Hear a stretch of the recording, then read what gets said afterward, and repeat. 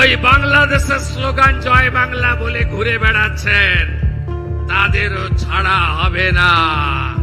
জয় Bangla slogan নিয়ে এবার চড়াও পশ্চিমবঙ্গের মুখ্যমন্ত্রী শুভেন্দু অধিকারী। অপরাধী যদি এই স্লোগান বলে রাজ্যে ঘুরে বেড়ায় তাকে ছাড়বেন না বলেও হুঁশিয়ারি উচ্চারণ করেছেন নবনির্বাচিত মুখ্যমন্ত্রী। একটি বিধানসভার পুনর্নির্বাচনী প্রচারের জনসভায় হঠাৎ জয় বাংলা স্লোগান নিয়ে খেপেছেন পশ্চিমবঙ্গের মুখ্যমন্ত্রী। শুভেন্দু হুঙ্কার ছেড়ে বলেছেন, যদি রাজ্যের মা বোন, দিদি এবং শিশুকন্যাদের ওপর শারীরিক নির্যাতন করে বাংলাদেশের স্লোগান জয় বাংলা বলে ঘুরে বেড়াতে দেখা যায় তাদের ছাড় দেয়া হবে না। শুধু জয় বাংলা স্লোগানই নয়, অনুপ্রবেশকারীদেরও জানালেন টাটা বাই বাই। প্রত্যেক পরিবারে যদি উপযুক্ত কেউ নির্বাচনের আগে থেকেই বাংলাদেশ সীমান্ত এবং অনুপ্রবেশ নিয়ে চড়াও বিজেপি সরকার। পশ্চিমবঙ্গের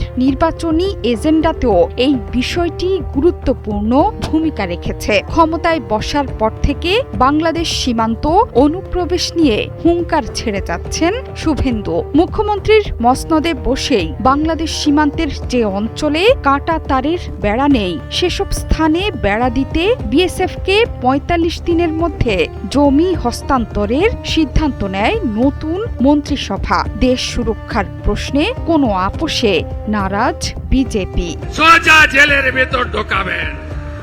এর আগে স্বরাষ্ট্রমন্ত্রী অমিত শাহ সংসদে জানিয়েছিলেন, বাংলাদেশের সঙ্গে পশ্চিমবঙ্গের পুরো সীমান্তের মধ্যে এখনো ৫৬৩ কিলোমিটার সীমান্তে কাঁটা তারের বেড়া দেয়া বাকি আছে। পাশাপাশি তৃণমূল কংগ্রেসের বিরুদ্ধে অনুপ্রবেশকারীদের সুরক্ষা দেওয়ার অভিযোগ তোলেন কেন্দ্রীয় স্বরাষ্ট্রমন্ত্রী। নির্বাচনী প্রচারের সময়ও অমিত শাহর দফতরের এক্স হ্যান্ডেলে বলা হয়েছিল যে পশ্চিমবঙ্গে সীমান্ত সুরক্ষায় প্রয়োজন ৬০০ একর জমি। এই জমি বিএসএফকে দিচ্ছে না মমতা ব্যানার্জি। বিজেপি ক্ষমতায় বসলে সেই জমি বিএসএফ এর হাতে তুলে দেওয়ার প্রতিশ্রুতি দিয়েছিলেন অমিত শাহ।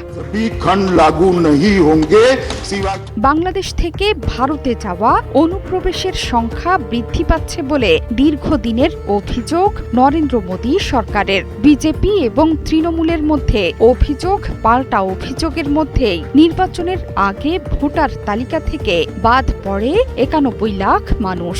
অভিযোগ উঠেছে বাদ পড়াদের বেশিরভাগই মুসলিম। শুধু তাই নয়, তাদের বাংলাদেশি আখ্যা দিয়েছেন বহু বিজেপি নেতা। ওই বাংলাদেশের স্লোগান জয় বাংলা বলে ভাষণে ক্ষমতায় আসার মাত্র ৮ দিনের মাথায় কি কি করেছেন তার বিস্তারিত তুলে ধরেছেন শুভেন্দু অধিকারী। রাজ্যে শহীদ বিজেপি কর্মীদের প্রত্যেকের পরিবারকে চাকরির ব্যবস্থা করার প্রতিশ্রুতি দিয়েছেন নেতা। সাবেক মুখ্যমন্ত্রী মমতা ব্যানার্জিকে নিয়েও ক্ষুব্ধ প্রতিক্রিয়া দেখিয়েছেন নতুন মুখ্যমন্ত্রী। তার অভিযোগ, জনসংখ্যা গণনার কাজ আটকে রাখা হয়েছিল, যা এখন নতুন করে চালু করেছে সরকার। পাশাপাশি বিএসএফকে জমি হস্তান্তর শুরু করেছে রাজ্য সরকার। রাজ্যে শুধুমাত্র সিএএ এর আওতায় থাকবে শরণার্থীরা, তবে বাকি অনুপ্রবেশকারীদের ছাড়তে হবে পশ্চিমবঙ্গ। জোহরা চৌধুরী সেতু, ৭১।